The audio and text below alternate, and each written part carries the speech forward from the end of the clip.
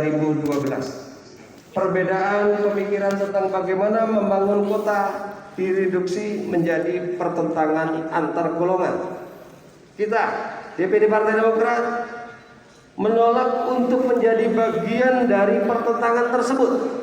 Kita memilih untuk menjadi solusi dengan mengedepankan kepentingan masyarakat. Dalam Undang-Undang IKN misalnya, keputusan politik sudah diambil dan tidak perlu lagi diperdebatkan.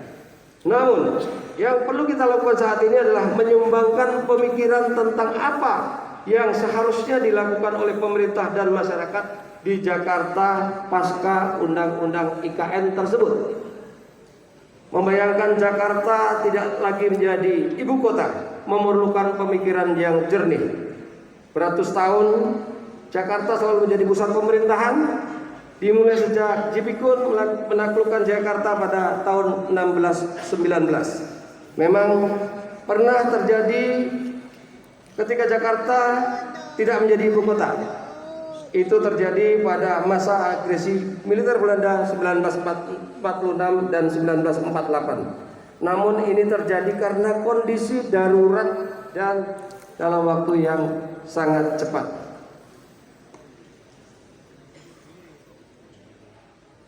Melalui kedudukan sebagai ibu kota negara, Jakarta menikmati kemajuan berbagai faktor antara lain pembangunan infrastruktur dan seterusnya, urbanisasi yang mengakibatkan peningkatan ekonomi baik formal ataupun informal, sebagai pusat penghubung perdagangan internasional dan domestik, sekaligus berdirinya pusat-pusat industri, sekaligus juga menjadi tempat pariwisata dan jasa yang terkait dengan event dan kegiatan lainnya.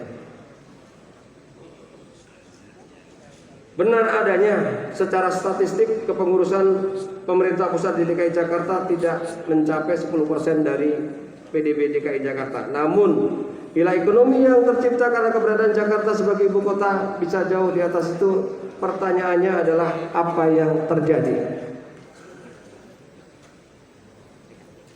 Para hadirin yang saya hormati dan banggakan, sebagai penutup, mari kita bersyukur atas semua nikmat Allah yang kita dapatkan hingga hari ini. Hari ini izin ketum ada 207 orang yang mendapatkan amanah baru yang akan satu barisan dengan saya. Hanya dengan bimbingannya kita akan mampu untuk menyelesaikan tugas mulia ini menuju kemenangan 2024. Terima kasih atas perhatian. Mohon maaf bila ada kekurangan. Wabillahi taufiq wal hidayah. Wassalamualaikum warahmatullahi wabarakatuh. Demokrat! Demokrat! Demokrat! AHY! AHY! AHY! Terima kasih. Assalamualaikum warahmatullahi wabarakatuh.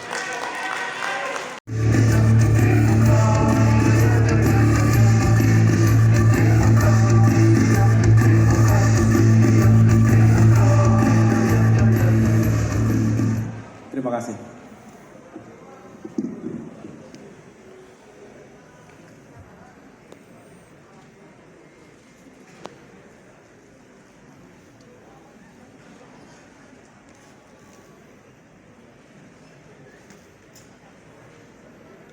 Bismillahirrahmanirrahim.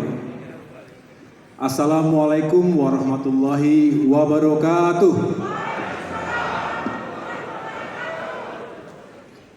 Salam sejahtera untuk kita semua. Shalom. Om Swastiastu. Namo Buddhaya. Salam kebajikan. Alhamdulillahirabbil alamin. Marilah sekali lagi kita memanjatkan puji syukur kehadirat Allah Subhanahu wa taala, Tuhan yang Maha Kuasa, karena hari ini kita diberikan kesehatan dan juga kebersamaan untuk mengikuti prosesi pelantikan pengurus Dewan Pimpinan Daerah Partai Demokrat secara serentak Provinsi DKI Jakarta dan Provinsi Maluku Utara. Sebelum saya lanjutkan, izinkan saya atas nama keluarga besar Partai Demokrat mengucapkan terima kasih dan apresiasi kepada para tamu undangan yang berkenan hadir dalam acara kita hari ini. Yang pertama adalah Bapak Anies Baswedan, Gubernur Provinsi DKI Jakarta. Beliau adalah sahabat diskusi saya, kalau boleh saya mengatakan demikian, Pak Gubernur. Jauh-jauh hari dulu, sebelum kami berdua masuk ke dalam dunia politik, saya masih menggunakan seragam militer, beliau masih seorang tokoh akademisi atau cendekiawan yang ingin terus menghadirkan pemikiran-pemikiran, gagasan-gagasan untuk kemajuan bangsa. Kemudian, sekian tahun kemudian, dipertemukan dalam sebuah ruang demokrasi, pemilihan Gubernur DKI Jakarta tahun 2017. Tentunya tidak kemudian memudarkan semangat persahabatan. Dan tentunya kita selalu mendoakan semoga Gubernur Anies Baswedan sukses dalam memimpin DKI Jakarta. Memimpin masyarakat yang begitu dinamis. Mudah-mudahan dan sudah kita rasakan Jakarta semakin maju dan juga semakin sejahtera serta semakin bahagia warganya. Saya juga ingin menyapa Wakil Gubernur Provinsi DKI Jakarta, Bung Ariza Atria, terima kasih sudah berkenan hadir. Saya juga ingin menyapa jajaran Forkopimda atau yang mewakili, termasuk para pemimpin partai politik sahabat di jajaran atau wilayah Provinsi DKI Jakarta. Sekali lagi tepuk tangan untuk para pemimpin dan juga pejabat utama partai-partai politik sahabat. Terima kasih Bapak Ibu sekalian telah berkenan hadir, dan mudah-mudahan ini merupakan sebuah bentuk betapa kita semua bisa bersinergi dan berkolaborasi. Tentu dalam ruang dan waktu tertentu kita saling berkontestasi, termasuk berkompetisi, tetapi pada akhirnya kita berharap lebih banyak kita berada dalam ruang diskusi dan kolaborasi tadi. Untuk Jakarta, untuk Indonesia yang kita cintai. Sebelum saya lanjutkan, tentu saya ingin menyapa para undangan, tamu kehormatan yang juga menghadiri acara pelantikan pengurus DPD Partai Demokrat Provinsi Maluku Utara, yang mohon maaf tidak dapat saya sebutkan satu persatu. Sekarang saya ingin menyapa para pemimpin, pejabat teras, dan kader utama Partai Demokrat. Bapak Ibu sekalian, apakah saya diizinkan untuk tidak menyebutkan satu demi satu lagi? Karena tadi sudah disebutkan dari awal.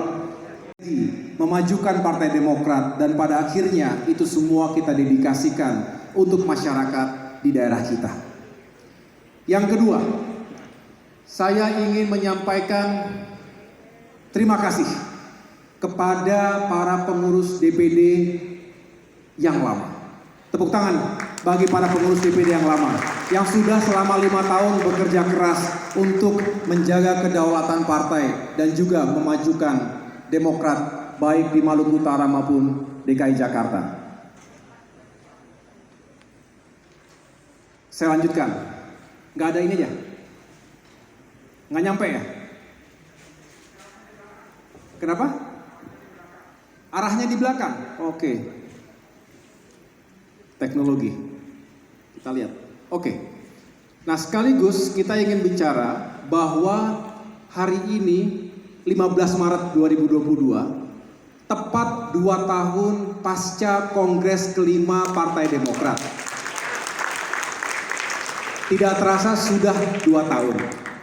Rasanya baru kemarin kita bersama-sama mengikuti kongres dan menghasilkan kepemimpinan juga kepengurusan termasuk AD/ART yang baru. Nah, 2 tahun hari ini Dan izinkan saya untuk bisa melaporkan kepada seluruh kader, tentu bukan hanya dari ruangan ini, tetapi kepada seluruh kader Demokrat dimanapun berada. Ada berbagai hal yang kita lakukan bersama. Di tanggal 15 Maret 2020, di saat itu juga Gubernur Pak Anies Baswedan mengumumkan bahwa Jakarta harus melakukan pengetatan akibat pandemi COVID-19. Tepat pada saat kongres itu, kita perdengarkan suara beliau ketika itu. Dan kita semua segera melakukan berbagai hal untuk membantu pemerintah, membantu masyarakat kita agar tidak terdampak terlalu parah akibat pandemi COVID-19. Nah, kemudian 4 atau 5 hari setelah itu, Partai Demokrat memberikan 6 rekomendasi kepada pemerintah terkait penanganan pandemi dan juga ekonomi. Lalu pada tanggal 23 Maret kita melakukan, menyampaikan instruksi tentang Gerakan Nasional Partai Demokrat Lawan Corona. Kita bahu-membahu, swadaya mengumpulkan bantuan bagi para tenaga medis dan juga masyarakat kita yang saat itu sangat membutuhkan alat perlengkapan diri, termasuk masker, disinfektan, dan lain sebagainya. Kemudian kita lanjutkan dengan instruksi tentang Gerakan Nasional Partai Demokrat Peduli dan Berbagi. Sekali lagi kita mencari atau menggalang bantuan termasuk dalam bentuk-bentuk sembako untuk didistribusikan kepada masyarakat. Lalu kita juga memahami bahwa situasi ini sangat memukul para pelaku UMKM, para pedagang kecil. Itulah kita menyelenggarakan Gerakan Nasional Partai Demokrat Bina UMKM, sekaligus wifi gratis bagi anak-anak sekolah yang kesulitan melakukan pendidikan jarak jauh. Setelah itu kita juga menghadapi sebuah perhelatan kontestasi pemilihan kepala daerah serentak. Dan alhamdulillah atas kerja keras kita semua, kita berhasil menang dengan capaian 50% keberhasilan dari target 35-40% yang telah kita tetapkan bersama. Nah, lagi serius-seriusnya kita bekerja, apa yang terjadi?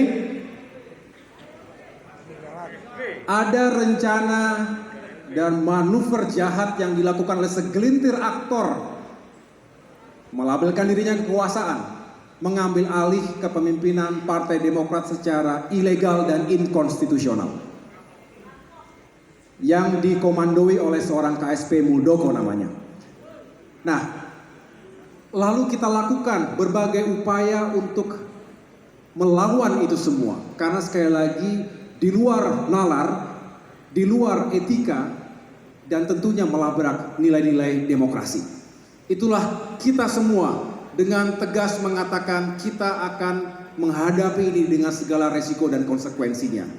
Dan alhamdulillah dengan kecepatan, dengan keberanian, dan juga dengan kekompakan kita semua dari Aceh sampai dengan Papua, terutama DKI Jakarta yang juga menjaga jangan sampai Dewan Pimpinan Pusatnya direbut ketika itu.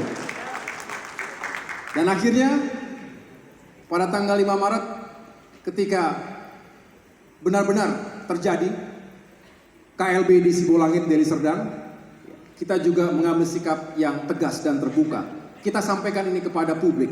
Jangan sampai diam-diam berada dalam ruang gelap kemudian tiba-tiba Demokrat sudah diambil alih. Ini berbahaya.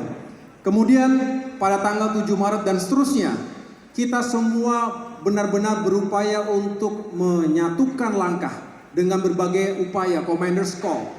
Dan kita mendatangi Kementerian Hukum dan HAM, KPU, dan juga Kementerian Polhukam agar benar-benar negara berlaku adil. Jangan sampai kemudian seolah-olah kita yang bermasalah, sedangkan mereka-mereka itulah sebetulnya dalang-dalang yang ingin merusak bukan hanya Demokrat tetapi demokrasi.